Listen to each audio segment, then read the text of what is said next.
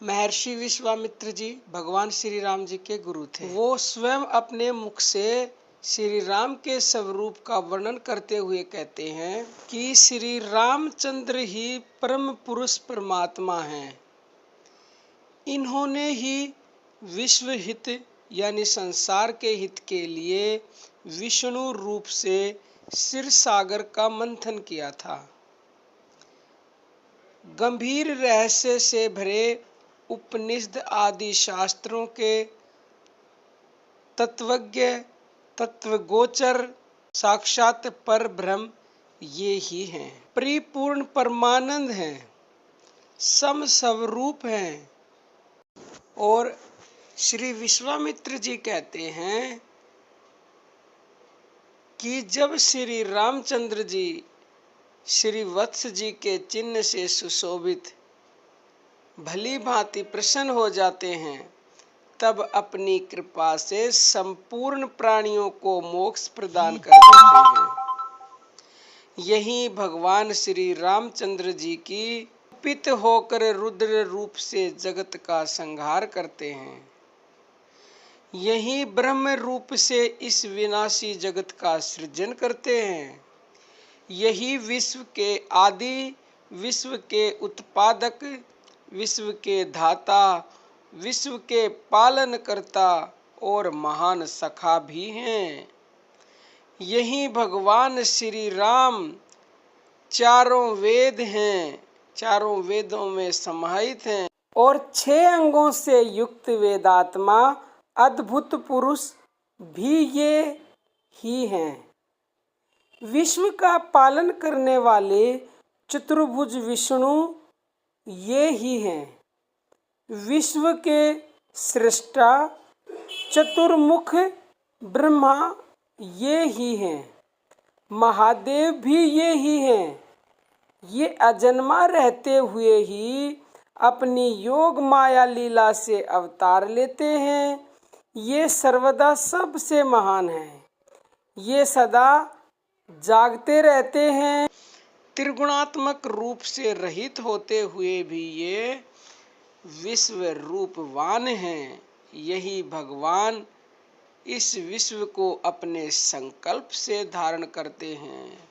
यानी ये जो पूरी सृष्टि है ना, ये सिर्फ भगवान के संकल्प से रचित है। ये महाराज दशरथ के पुत्र हैं।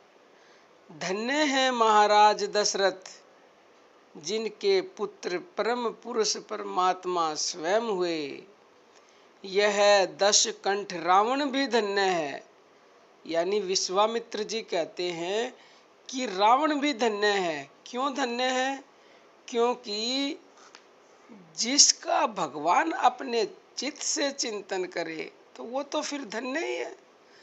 तो रावण का चिंतन स्वयं भगवान ने अपने मुख से किया और स्वयं भगवान के हाथों ही उन्हें मृत्यु प्राप्त हुई।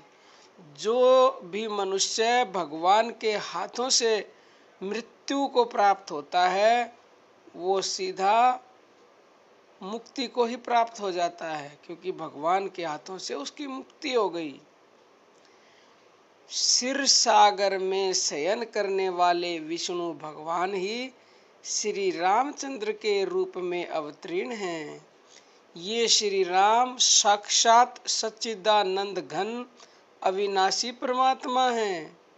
मन इंद्रियों पर विजय प्राप्त किए हुए योगी जन ही इन श्री राम जी को यथार्थ रूप में जानते हैं।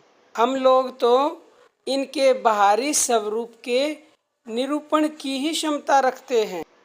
और महर्षि विश्वामित्र जी ने भगवान श्री राम की लीलाओं का वर्णन करते हुए समस्त ऋषि मुनि सिद्ध देवताओं से यहाँ तक कह दिया था कि जो लोग भगवान श्री राम का दर्शन करेंगे, उनके लीला चरित्र का स्मरण या स्मरण करेंगे, और जो लोग इनके स्वरूप तथा लीला चरित्रों का परस्पर बोध करेंगे, यानी आपस में बातें करेंगे, उन संपूर्ण अवस्थाओं में स्थित पुरुषों को यानी मनुष्यों को भगवान श्री राम जी जीवन मुक्ति प्रदान करेंगे। देखो कितनी बड़ी बात है।